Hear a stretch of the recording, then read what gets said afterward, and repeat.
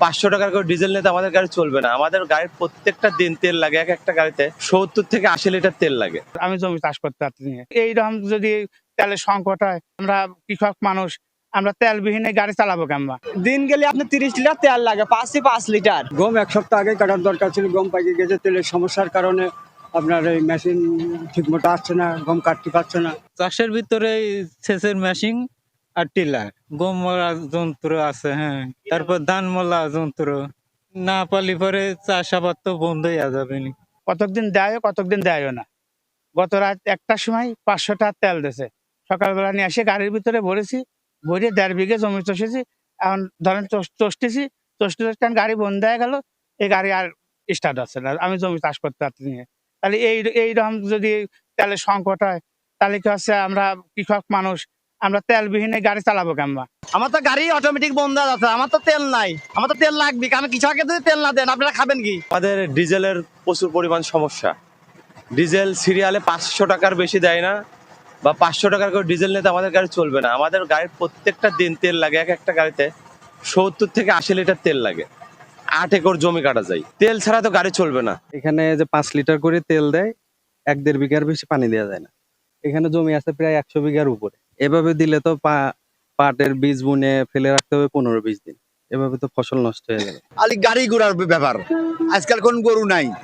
তেল 5 লিটার এনে আলিপারে দেয় 5 লিটার তেল এবার কত বেলা চলে? এটা বোর্ডিং এ দেখুন, তেল ছাড়া তো কোনো গতি নাই। আমি টিলার মেশিন চালাই, 5 টাকা তেলে কি হয় কন? মনে করেন জমি একদিনে হলকা 4-5 বিঘা জমি চাষ করে, সেনে হলকা 1 বিঘা করা যাচ্ছে। এই 5 লিটার নিয়ে আবার কালকে এসে আবার 5 লিটার নেওয়া লাগবে না। বোরিং আছে, এটা পাওয়ার টিলার আছে, এটা ধান মারাই করা, গম মারাই করা আছে। দিন গেলে আপনি 30 লিটার তেল লাগে, 5 লিটার। 5 লিটার তো চলতেছে না। সমস্যা, আমরা মাঠে চাষ করি প্রতিদিন, এই বড় গাড়ি 70 লিটার 60 লিটার তেল লাগে। আমার তেল দিচ্ছে 500 টাকার 1000 টাকা। তাহলে আমরা চাষ করব কিভাবে আর কাজ করব কিভাবে? সকালবেলা আছে, সকালবেলা 500 করে দিয়েছে, এখন আবার আসে, ওনারা এসেই যাচ্ছে, এখন পর্যন্ত এসে যাচ্ছে। আসলে তো লাগে, কি করব এখন, আমরা তো দিতে পারতেছি না। ডিজেল সংকটের কারণে তারা বর্তমানে এবং ভবিষ্যতে যে সমস্যার সম্মুখীন হচ্ছে, সেক্ষেত্রে বিদ্যুৎ অথবা সৌরশক্তির বিষয়ে যদি সরকার আরো বেশি পদক্ষেপ নেয়, এই বিষয়ে নতুন নতুন উদ্ভাবন বা নতুন নতুন গবেষণা সেক্টর তৈরি করে নতুন প্রযুক্তি যদি নিয়ে আসে, তাহলে হয়তো এই তেলের পরিবর্তে আমরা নতুন কিছু পেতে পারি কৃষকদের জন্য। আধুনিক যে কৃষিটা অবশ্যই কিন্তু যন্ত্র নির্ভর, এবং যত টেকনোলজি আছে এগ্রিকালচারে, এই টেকনোলজিগুলো যন্ত্র ছাড়া, অথবা যন্ত্রগুলো চলে তেলের মাধ্যমে, এটা ছাড়া চলা কিন্তু অসম্ভব।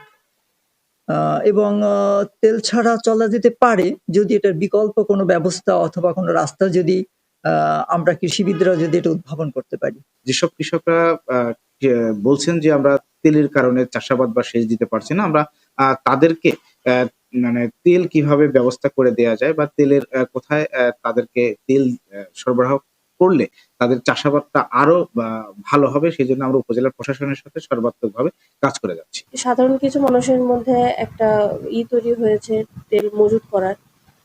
তো আমরা চেষ্টা করছি এই সংকটটা দূর করতে। এই সংকট যদি আমরা দূর করতে পারি, তাহলে আশা করছি কৃষকরা তেলের সমস্যায় ভুগবে না।